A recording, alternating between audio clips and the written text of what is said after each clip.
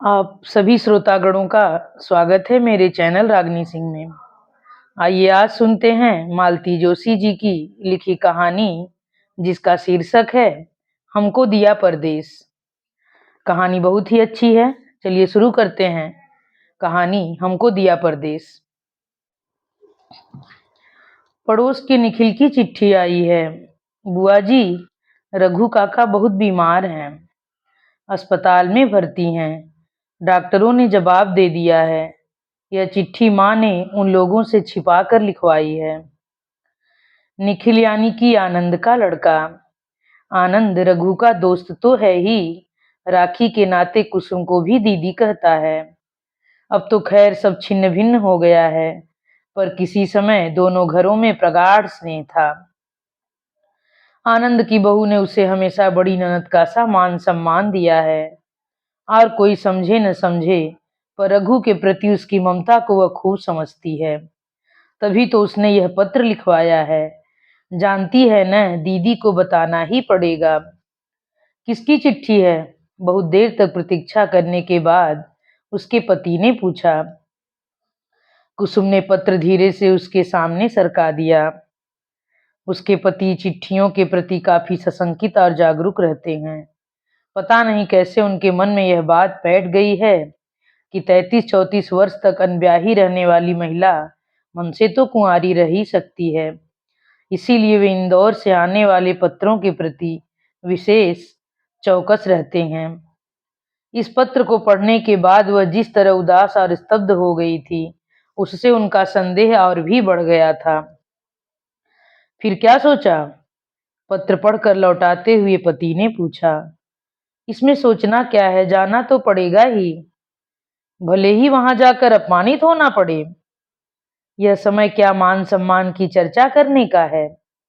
समय असमय देखने का ठेका तो हम ही लोगों ने रख रखा है। वे तो इस समय भी अपना अहंकार नहीं छोड़ेंगे। क्या खुद हमें सूचित नहीं कर सकते थे? आप तो कमाल करते हैं। कुसुम एकदम चिढ़ गई। वहां कोई शादी ब्याह हो रहा है जो आप निमंत्रण की राह देख रहे हैं? वह बेचारा अस्पताल में पड़ा है, पता नहीं किस हालत में है। रमा बेचारी वैसे ही परेशान होगी। घर को बच्चों को देखेगी कि अस्पताल में उसकी सेवा करेगी। मेरा तो सोच सोच कर ही जी बैठा जा रहा है। अगर चाहती तो रमा ही हमें तार दे सकती थी। यह तो पड़ोसियों ने खबर भेजी है, वह भी उन लोगों से छुपाकर। यदि यूं जिस तिसके बलावे पर पहुंच जाओगी तो रमा तो यही कहेगी कि जायदाद में हिस्सा बटाने आ पहुंची है। भगवान के लिए चुप भी रहिए।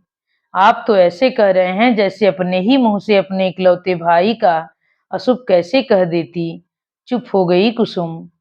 ठीक है, उसके प्रति उसके पति ने प्रसंग समाप्त करते हुए कहा। जैसा ठीक समझो करना। जाना चाहो तो चली जाना। सुनील से कह दूंगा, वह रिजर्वेशन करवा लेगा। मतलब आप नहीं चलेंगे? नहीं, एक बार में ही काफी झेल चुका हूं। अब अपने साथ मुझे मत घसीटो। इतना अपमान सहने लायक मोटी चमड़ी मेरे पास नहीं है। पति भुनभुनाते हुए चले गए।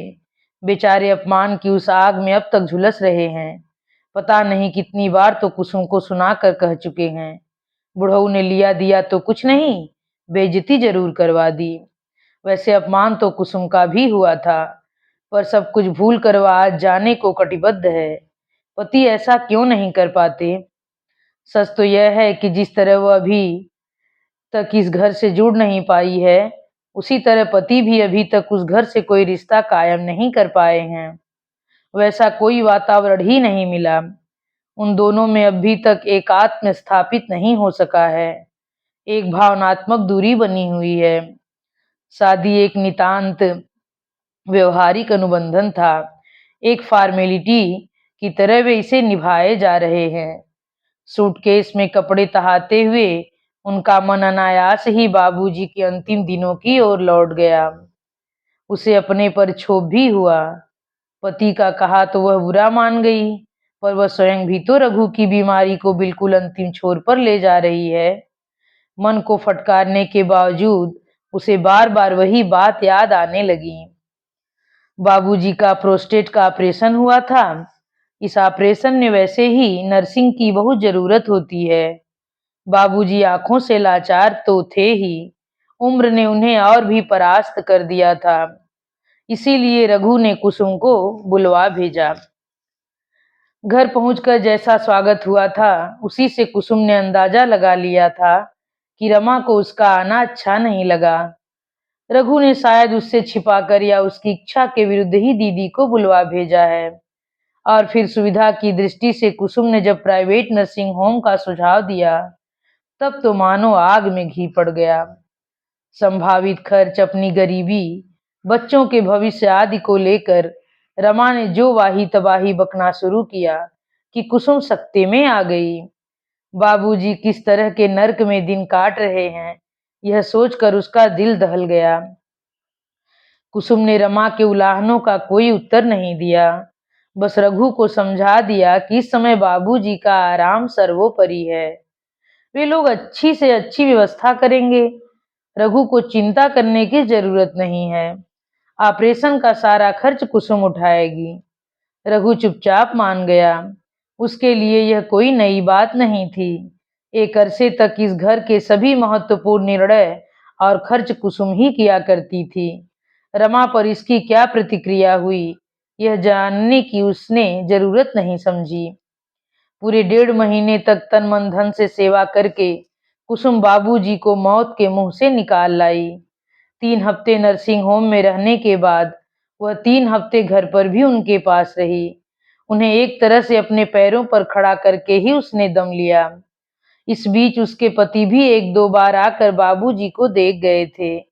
उसे बड़ा अच्छा लगा। तीसरी बार जब वे आए तो उसने विनम्र शब्दों में जाने की अनुमति मांग ली। उसके जाने की बात सुनकर बाबूजी की आंखें भर आईं, पर रोकते भी कैसे अब तक। उसका अपना घर था, नौकरी थी, सब कुछ छोड़ छाड़ कर यहाँ कब तक पड़ी रहती। और यहाँ भी उसे कौन सा मान सम्मान या लाड़ दुलार मिल रहा था। वह सब कुछ केवल अपने बूढ़े पिता के लिए सह रही थी। बाबूजी जानते थे उसकी सहनशीलता की परीक्षा भी आखिर कब तक ली जाएगी। जब अगली सुबह जाना एकदम तय ही हो गया, तो बाबूजी ने बेटे बहू को पास बुलाया और कहा, देखो कुसुम ने इस घर के लिए जो कुछ किया है, हम कभी उसका ऋण नहीं चुका पाएंगे। यह उसी का बलबूता था कि रघु आज इतना बड़ा हो गया है। उसका लालन पालन, उसकी पढ़ाई, उसकी शादी, सब कुछ उसकी दीदी के त्याग का प्रतिफल है। सिर पर यह जो छत बनी हुई है, यह भी उसकी मेहरबानी है। दुख है तो बस यही कि मैं उसके लिए कुछ नहीं कर सका। उसकी शादी भी दान दहेज तो दूर, ढंग की रौनक भी न हो सकी। रघु बेटे, यह बात मुझे हमेशा सालती रहती है। मरने के बाद भी यह कसक मन से नहीं जाएगी। बाबूजी, आप कहना क्या चाहते हैं? साफ साफ कहिए न, रघु ने अधीर होकर पूछा। रघु बेटे, अब तक जो हुआ सो हुआ, पर उसकी शादी के बाद तो उसका पैसा मुझे जहर लगता है। इस पाप से मुझे उबार लो। कैसे? अगर तुम लोगों को एतराज न हो तो ऊपर वाला हिस्सा मैं उसके नाम करना चाहता हूँ। वैसे भी वे 2 कमरे उसी ने बनवाए हैं। जब तक रहेगी आती जाती रहेगी। बाप के घर का इतना पावना तो उसका है ही। बोलो क्या कहते हो? बाबूजी ने तो सिर्फ राय पूछी थी, एक असहाय इच्छा व्यक्त की थी। वे लोग चुप लगा जाते तो कुसुम को पता भी न चलता, पर रमा ने तो कोहराम मचा दिया। आवेश में आकर पता नहीं क्या क्या कह गई वह। तो यह चाल थी, अस्पताल में बाबूजी को यह पट्टी पढ़ाई गई है। तभी न प्राइवेट वार्ड दरकार था। ऐसी बातें सबके सामने थोड़े ही कही जाती हैं। वाह, मियाँ बीवी ने मिलकर खूब सेवा की है। 3-4 हजार रुपए खर्च कर दिए और बूढ़े को खरीद लिया। कुसुम तो शर्म से गड़ गई। वह कैसे विश्वास दिलाए कि इस प्रस्ताव का क ख ग भी उसे मालूम नहीं है। और उसके साथ में उसके पति को क्यों लपेटा जा रहा है? वे तो बेचारे केवल औपचारिकताएं निभाने आते रहे हैं। उनके आने पर घर में हमेशा ही नाटक होता था, पर इस बार तो हद हो गई।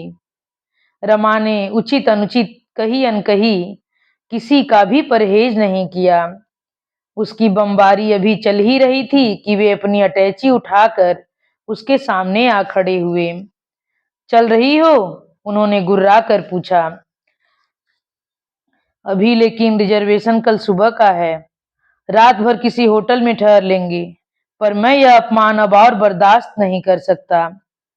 कुसुम ने भी साथ जाना चाहा, पर रघु के आंसुओं ने, बाबूजी की करुण पुकार ने पांव में बेड़ियां डाल दी। और एक तरह से यह अच्छा ही हुआ। पति का मन रखने के लिए चली जाती तो जीवन भर मन कचोटता रहता, क्योंकि वह रात बाबूजी के लिए काल रात्रि साबित हुई। रोग से, बुढ़ापे से तो जर्जर थे ही, यह महाभारत उन्हें भीतर तक हिला गया। प्रातः तैयार होकर जब विदा लेने पहुंची तो कुसुम ने देखा कि पता नहीं किस अज्ञात पल में वे अग जग से विदा ले चुके हैं। 13 दिन और रुकना पड़ गया। ये 13 दिन उसे 13 साल से लंबे और उबाऊ लगे। पिता की मृत्यु का समाचार सुनकर उसके पति ने उसके गुरु गंभीर अपराध को क्षमा तो कर दिया था, पर दोबारा उन्होंने इस घर में पांव नहीं रखा। रमा हर आने जाने वाले के सामने ननद की यशोगाथा कहती रहती कि पति इतना कहते रहे, पर ये साथ नहीं गई। जायदाद के लालच में बाप का इंतजार करती रही। जायदाद ऐसी भी क्या, पुरखों का बनाया एक अदना सा जीर्ण शीर्ण मकान। कुसुम ने ही उस पर बरसों बाद रंग रोगन करवाया था, फ्लश वाले टॉयलेट बनवाए थे, बरामदे में जाली लगवाई थी, बाहर सीमेंट की बाउंड्री वॉल बनवाई थी। कुसुम ने ही ऊपर 2 कमरों का सेट बनवाया था। कहती रिटायर हो जाने पर बस यही मेरा बसेरा होगा। दिन भर लेट कर पढ़ाती रहूंगी, रघु के बच्चे मेरी थाली ऊपर दे जाएंगे। यह बात और है कि रघु की बहू ने आते ही उन कमरों पर अपना हक जमा लिया था। उसका कहना था कि नीचे के कमरों में कोई प्राइवेसी नहीं थी। कुसुम के ससुराल जाने के बाद भी इस व्यवस्था में कोई परिवर्तन नहीं आया था। नीचे बाबूजी के पास महरी का लड़का हरिया सोने लगा था। इस मकान का कुसुम को कोई लालच नहीं था, बरबस एक मोह था जो हर किसी को अपने घर से होता है। 32 वर्ष तक कुसुम का यही घर था। उसका बस चलता तो सारा जीवन वह इसी छत के नीचे गुजार देती। शादी करने का सचमुच उसका कोई इरादा नहीं था। माँ की मृत्यु ने उसे 10 वर्ष की उम्र में ही एक व्यस्त गृहिणी, एक ममतामयी माँ बना दिया था। 2.5-3 साल के रघु को कुसुम ने सचमुच अपनी छाती से लगा कर पाला था। अपनी सारी इच्छा आकांक्षाएं उसी में केंद्रित कर दी थी। उसका बचपन एकदम विदा हो गया था और वह असमय ही बुजुर्ग और समझदार बन गई थी। उसी समझदारी की बदौलत उसने पढ़ाई में कभी कोताही नहीं की। इतनी सारी जिम्मेदारियों के बावजूद भी हमेशा अच्छे नंबरों से पास होती रही और गली मोहल्ले के बच्चों की आदर्श बनी रही। बाबूजी को तो कुछ होश नहीं था। वे हमेशा अपने काम में और दुख में डूबे रहते। जिस दिन कुसुम का बीए का रिजल्ट निकला तो मिठाई मांगने वाले पड़ोसियों ने ही बाबूजी को याद दिलाया कि लड़की अब सयानी हो गई है, उसकी शादी की फिक्र कीजिए। वे तो जैसे नींद से जाग पड़े। ये बीच वाले वर्ष कब और कैसे बीत गए उन्हें पता नहीं था। कुसुम को देखकर तो उनके होश उड़ गए और उन्होंने भाग दौड़ शुरू कर दी। 3-4 महीनों के अथक परिश्रम के बाद देख सुनकर एक जगह बात पक्की कर दी थी। वह तो शादी भी हो ही जाती, पर लड़के की जिद थी कि लड़की एमए पास हो। सो 2 साल के लिए बात टल गई। ये 2 साल बाबूजी के लिए बहुत ही कीमती थे। हबड़ तबड़ में वह अनाप शनाप तय कर बैठे थे। अब उन्हें मानो इंतजाम के लिए मोहलत मिल गई। कुसुम भी खुश थी। अब उसकी पढ़ाई बीच में नहीं छूटेगी। इन 2 वर्षों में रघु भी कुछ और बड़ा और समझदार हो जाएगा। कौन जानता था कि विधाता ने यह व्यवस्था बहुत सोच समझकर की थी। वह अपने फाइनल की तैयारी में व्यस्त थी कि एक हादसा हो गया। बाबूजी की फैक्ट्री के एक प्लांट में अचानक विस्फोट हो गया और 2 व्यक्तियों की दुर्घटना स्थल पर ही मृत्यु हो गई। बाबूजी सौभाग्य से बच तो गए, पर उनकी आंखें जाती रहीं। कारखाने से जो नाम मात्र का मुआवजा मिला, वो उनके इलाज में ही खर्च हो गया। अस्पताल दर अस्पताल, ऑपरेशन दर ऑपरेशन के बाद वे इस लायक तो हो गए कि घर में टटोल कर घूम फिर लें, पर बाहर के काम के नहीं रहे। कभी पान तंबाकू के लिए भी पास की दुकान तक निकल जाते, तो कुसुम का दिल उनके लौटने तक सूली पर टंगा रहता। जिस दिन उसका एमए का रिजल्ट निकला, घर में पहली बार महाभारत हुआ। पड़ोस के सामू काका को बुलवाकर बाबूजी उसकी ससुराल में चिट्ठी लिखवा रहे थे कि वह सामने आकर खड़ी हो गई और बोली, बाबूजी ये चिट्ठी नहीं जाएगी। बाबूजी तो उसकी ढीठता पर अवाक रह गए थे। सामू काका ने ही उसे झिड़का था, तू अपना काम कर छोकरी, बड़ों के बीच में बोलने की जरूरत नहीं है। मैं अपना काम ही कर रही हूँ काका, कुसुम ने एक तरह से उनकी अवमानना करते हुए कहा, और फिर पिता की ओर मुखातिब होकर बोली, आप सुन रहे हैं ना बाबूजी, यह चिट्ठी नहीं जाएगी। मगर क्यों? मैं अभी शादी नहीं करूंगी। शादी नहीं करेगी? सामू काका बौखलाए। तो फिर क्या करेगी? मैं नौकरी करूंगी, रघु को पढ़ाऊंगी, उसे बड़ा आदमी बनाऊंगी। जब तक वो अपने पैरों पर खड़ा नहीं हो जाता, मैं शादी की बात सोच भी नहीं सकती। तब तक क्या वे लोग तेरे आसरे बैठे रहेंगे? न बैठें, बल्कि जब लिख ही रहे हैं तो यह लिख दीजिए कि ये संबंध अब समाप्त समझें। वे दूसरी जगह बात चला सकते हैं। देखो कुसुम, भावुकता में तो यह बातें अच्छी लगती हैं, बट बी प्रैक्टिकल इस तरह।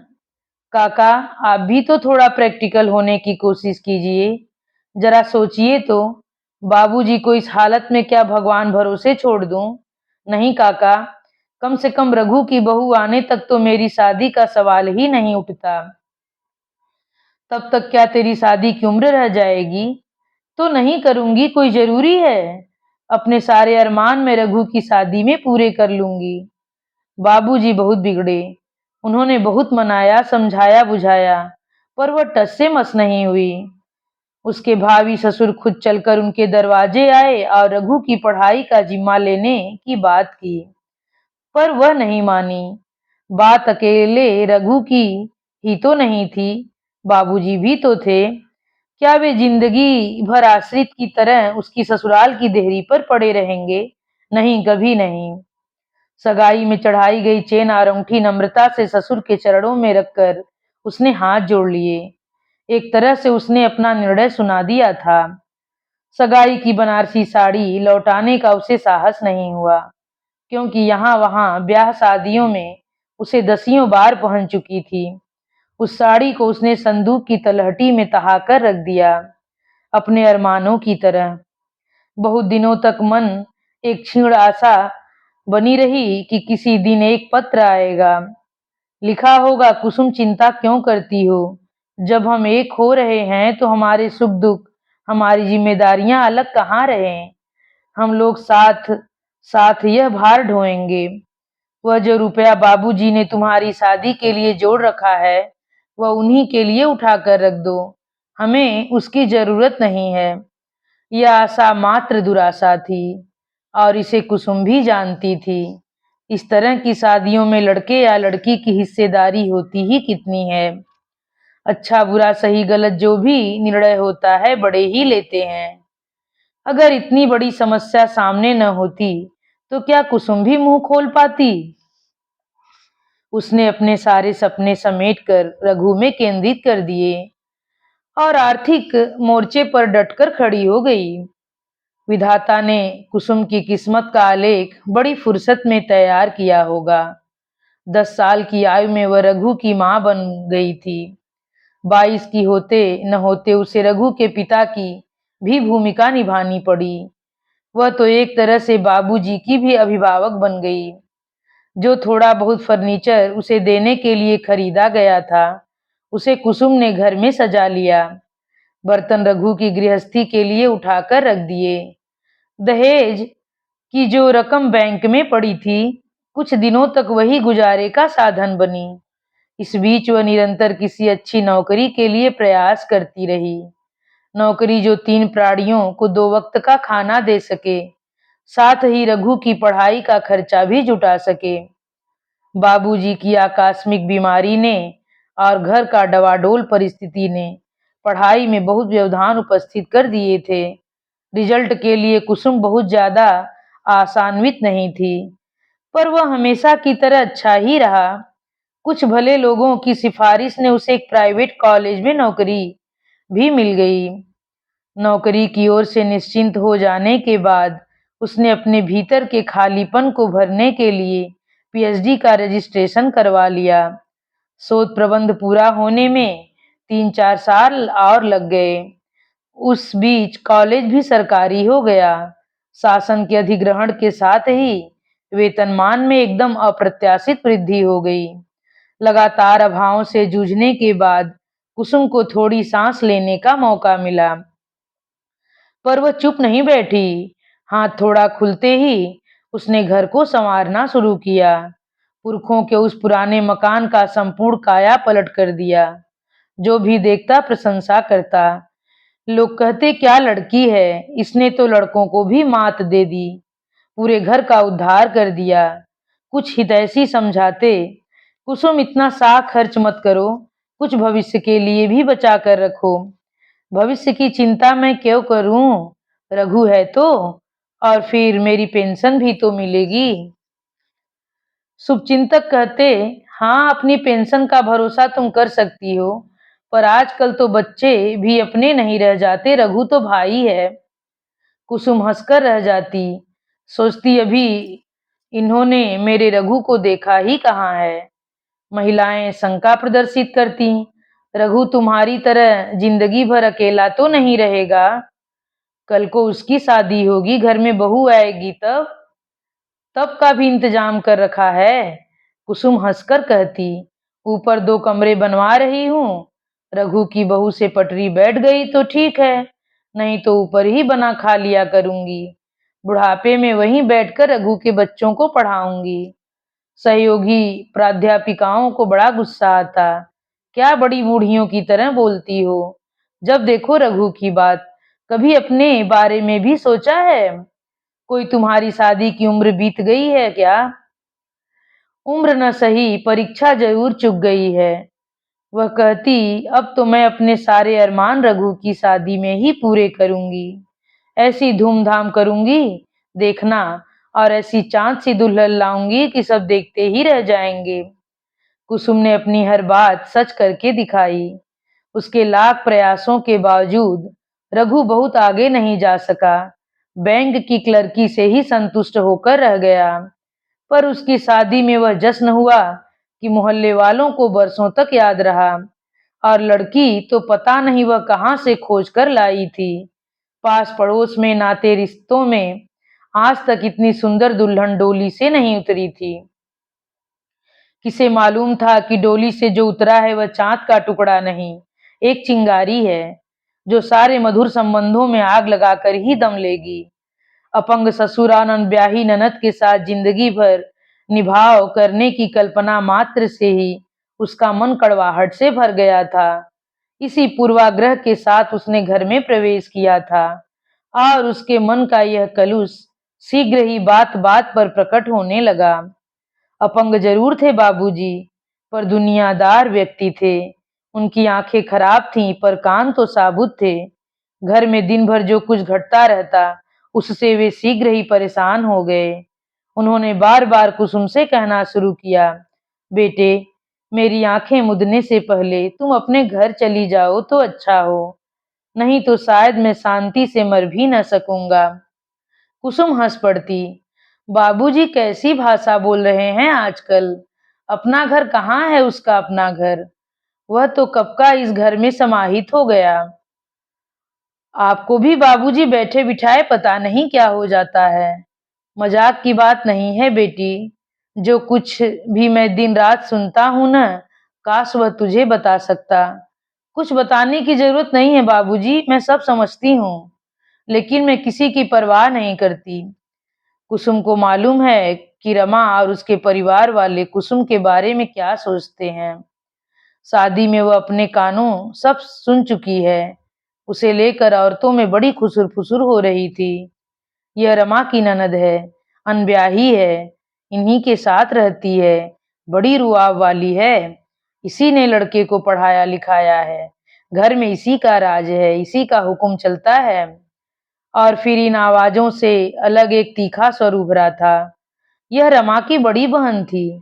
अरे सास होती तो 4-5 साल में मर खप जाती। यह तो ननद है, हट्टी कट्टी है, जिंदगी भर छाती पर मूंग दलेगी। रमा से कहो इसे जल्दी से शादी करके चलता करे। कुसुम ने इस घटना का जिक्र किसी से नहीं किया था, पर सावधान हो गई थी। उसने अपने आप ही घर के अंदरूनी मामलों से मन हटा लिया था और सारे अधिकार रमा को सौंप दिए थे। रघु को ब्याहने की जो एक ललक थी, उत्साह था, वह इस वातावरण में मद्धम पड़ चुका था। पर उसने अपनी यह हताशा बाहर प्रकट नहीं होने दी। लोग तो खार खाए बैठे थे। कुसुम, हमने तो पहले ही कहा था, भाई के साथ कभी निभाह हुआ है? अरे भाई लाख अपना है, पर भाभी, वह तो पराए घर से आई है। बाबूजी किस बात को कहने में हिचकिचा रहे थे। वह कितनी भयंकर है। यह अगर कुसुम जान जाती तो बात को इतनी आसानी से न उड़ा देती। वैसे भी उसे अधिक प्रतीक्षा नहीं करनी पड़ी। वह घिनौना सच एक दिन उसके सामने आ ही गया। उस दिन कुसुम कॉलेज के लिए तैयार हो रही थी। जिस दिन 10:30 का पीरियड होता, वह इत्मीनान से तैयार होती थी, क्योंकि उस दिन बस के लिए भाग दौड़ नहीं करनी पड़ती थी। रघु बैंक जाते समय उसे छोड़ देता था। वह अपने नोट्स वगैरह संभाल रही थी कि रमा का स्वर सुनाई दिया। सुनो, मुझे जरा हॉस्पिटल तक छोड़ दो, चेकअप करवाने जाना है। तो पहले बताना था ना, अब तो लेट हो जाऊंगा। लेट कहाँ से होगे, घड़ी देखो जरा। अभी दीदी को भी तो छोड़ना है। पहले पता होता तो दीदी बस से निकल जाती। कुसुम फुर्ती से बाहर आई और बोली, रघु मेरी फिक्र मत कर, मैं तो ऑटो से चली जाऊंगी, पर रमा के साथ तुम्हें जाना चाहिए। हॉस्पिटल क्या कोई अकेले जाता है? रहने दीजिए, मैं ही ऑटो कर लूंगी। दिन भर इनके ताने कौन सुनेगा? कहती हुई रमा फर्राटे से सीढ़ियां उतर गई। कुसुम उसके पीछे भागी भागी सड़क तक गई। रमा रुक जाओ, ऑटो में तुम्हारा अकेले जाना ठीक नहीं है। तो आप क्यों परेशान हो रही हैं? सामने से गुजरते ऑटो रिक्शा को रुकने का संकेत करते हुए रमा ने कहा, जिन्हें फिक्र होनी चाहिए वे तो कान में रुई दिए बैठे हैं। उन्हें तो बस आपकी फिक्र है। बस आपको असुविधा न हो, फिर बीवी चाहे भाड़ में जाए। ननद न हुई मेरी सौत हो गई। कुसुम स्तब्ध रह गई।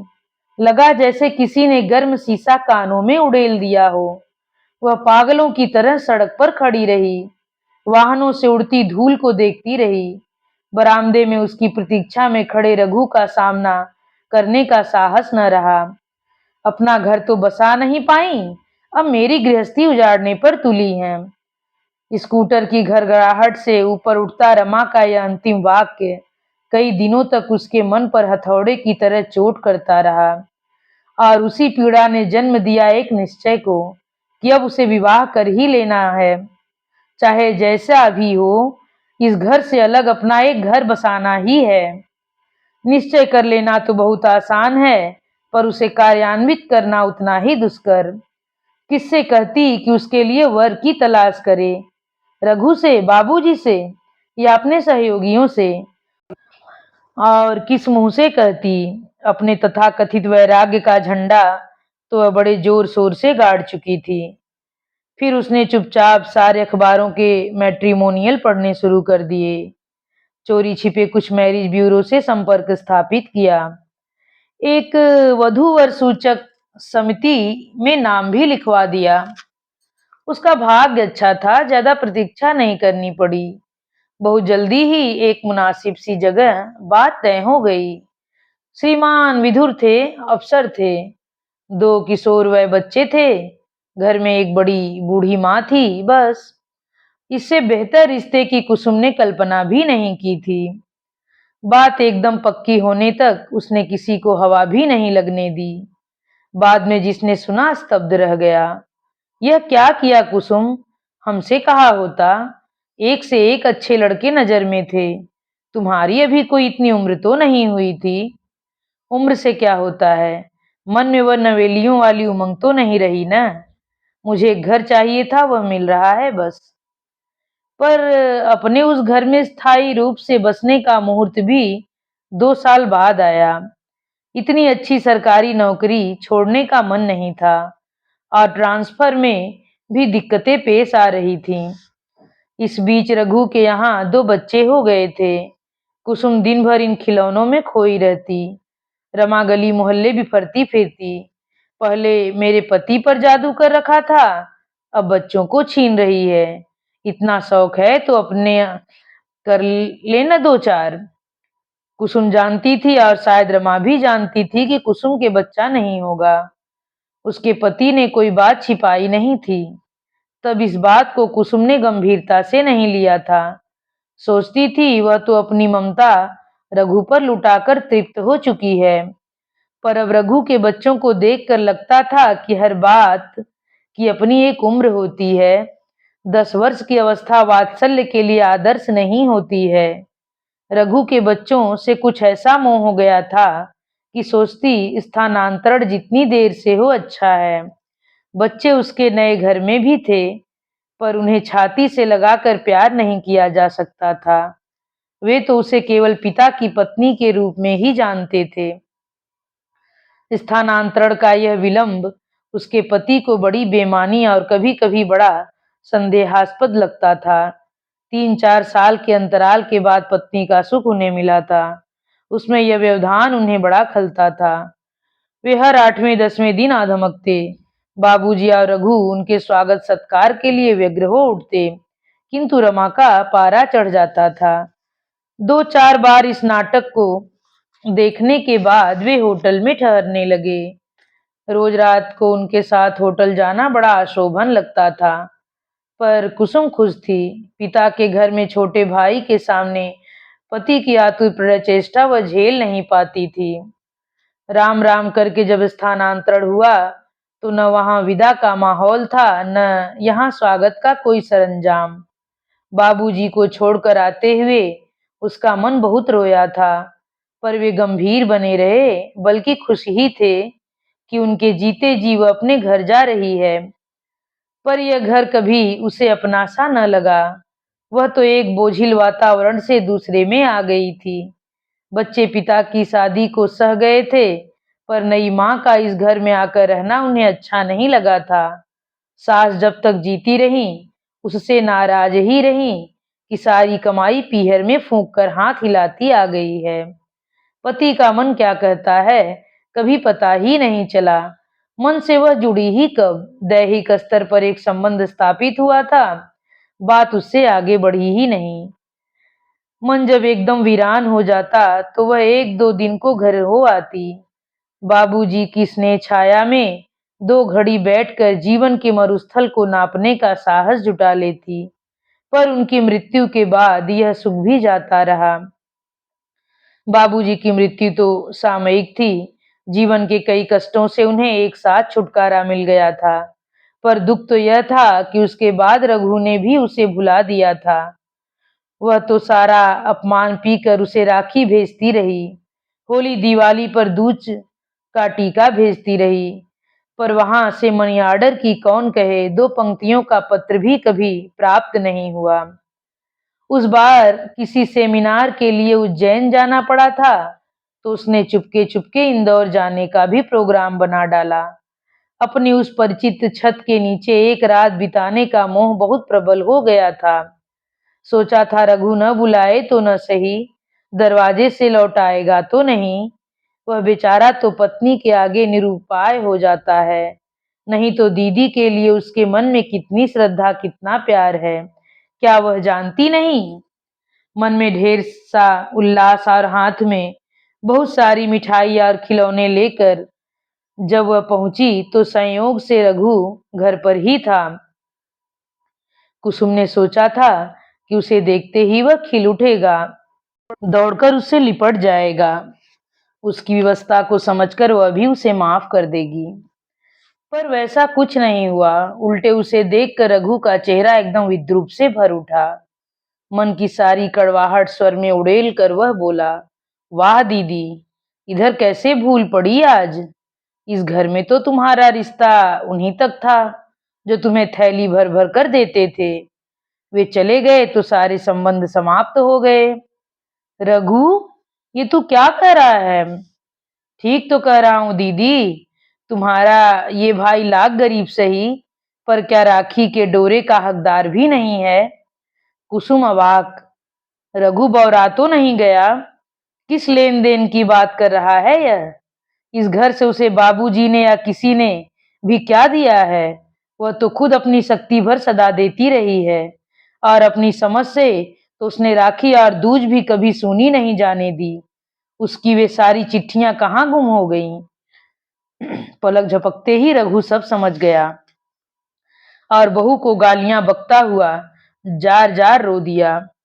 बहू ने कुसुम को कोसते हुए उसका लाया सारा सामान उठाकर आंगन में फेंक दिया। बच्चों को हाथ भी नहीं लगाने दिया। कुसुम शून्य भाव से सब देखती रही। आई थी तो कि सूने आंचल में दो चार आत्मीय पल समेट लेगी, पर यहाँ आकर तो मन का स्वाद ही जाता रहा। उस माहौल में एक रात काटना भी उसे दूभर हो गया। अगली सुबह रघु जब उसके लिए तांगा लाने गया हुआ था, रमा उसके सामने आकर खड़ी हो गई। कुसुम ने सोचा कि शायद उसे अपने किए पर पश्चाताप हो रहा है। उसकी क्षमा याचना का वह कोई अच्छा सा उत्तर सोच ही रही थी कि रमा दांत पीसकर बोली, आग लगाकर चल दी महारानी, इसीलिए तो आई थी। अब तो कलेजे में ठंडक पड़ गई होगी। अब दोबारा कभी मेरे दरवाजे मत आना। अगर आओ तो अपने भाई का मरा मुंह देखो। कुसुम ऐसी चौंकी जैसे किसी ने उसे सोते से झकझोर कर जगाया हो। पसीने से नहा गई थी वह। आश्चर्य है, इतनी बड़ी बात उसके मन में कैसे उतर गई थी। माना कि यह यात्रा उसके अपने पति से छिपकर की थी, इसीलिए उसके सामने कभी यह प्रसंग नहीं उठा। पर उसने इस घटना का प्रत्येक पल जिया है। फिर वह कैसे भूल गई। क्या रघु की बीमारी की खबर सुनकर वह इतनी बेसुध हो गई है।